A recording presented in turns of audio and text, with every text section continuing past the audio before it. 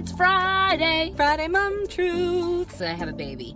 And I was saying to Natalie how babies are sometimes so, they're so miracle-ish, but they're also really tricky. I was saying... When you say tricky, do you mean annoying? Yeah. Yes. And I almost got out of it. I was like so close. My kids played on their own. They went to the bathroom on their own. So we decided we would do a learning thing for all new moms out there who are about to have a baby. This is not the stuff you read in books. This is stuff that we can only tell you because we've experienced it 7 times. A good way to prep for having a baby, get cozy into your bed. Really cozy. Get comfortable. You're so tired. You're so tired. So comfy. Maybe you even have a bath before. Yeah. And you're in there and you're just ready to. And then an alarm goes off and it's in your head and it doesn't stop and it doesn't stop and it doesn't stop. So then you have to get up and then you go downstairs and you you slowly figure how to turn it off and then you slowly put it down again. And then you get back into bed, and then set off the alarm again. And then it goes off again. Get some really annoying sounds, maybe pots and pans banging, bang, bang, or over and over on the alarm. Over and over. Uh, Constantly, that sound that makes your brain rattle. And you know what? Set the alarm to the sound of an ambulance because it always sounds like an emergency. And then play it from 3 to 7 or 4 to 7. It doesn't stop. You can't do anything. You can't you can't shut it off. There's no turn off button. It just goes and it goes. If you do have other kids, make sure that you get something else that talks to you too. So you have turn on your synthesizer. Another synthesizer and so you have 4 noises all going at you at once. And then while you're trying to cook, and then also feed all of them because they all have different things. Because one can't eat food. If one's about to eat food, make sure you know the ins and outs of choking, because you can't just sit and put food in front of a baby. They put it in their mouth and then you're sitting there on high alert. So make sure you're stressed every time. Get ready to make a really important phone call and then make sure that your phone cuts out every 3 minutes. No, every 30 seconds. Pardon.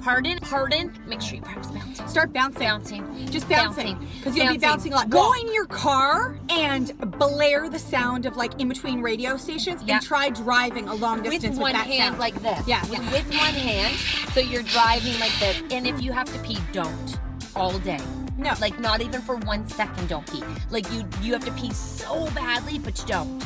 And then you forget about it and your bladder kind of becomes numb. Just don't ever pee until maybe 10 o'clock at night, if you're lucky. And make sure you beat your body up. Your boobs, your thing. Tug on your nipples.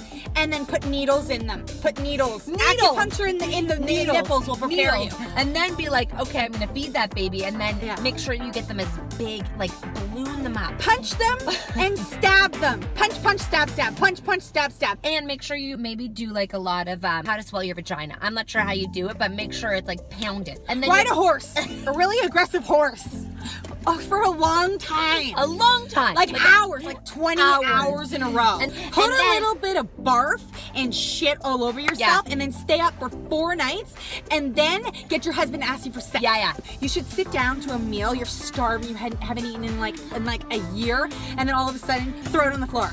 And then sit down again, make it again, and then sit down and throw it on the floor. Yeah. Don't get the food in your mouth because that will never happen. Never. I would just say make sure that you have a delivery service of cases of wine and coffee in in a big, huge pot. Yeah, and just cry every once in a while. Yeah, cry in public. Cry in the middle of the grocery store. Cry when someone asks you a question. Yeah, where'd you get your shoes? Yeah. Cry, because then when it happens to you for real, it won't be weird. And if your husband asks you I'm gonna stay for drinks after work one day, just be prepared to yell, be pissed. Try swaddling a lobster. A lobster? Or an octopus. Swaddle an octopus because they always are able to get out of that thing. So just practice with an octopus. Make sure you ninja. You never ever just walk down the stairs again. Find all the creaks in your house right now. And then in the dark, take out your octopus and change its diaper. Yeah, change in your the middle of the night. diaper and but try don't, swaddling and then put it back down. Yeah. But it's like a bomb. Back down. But don't.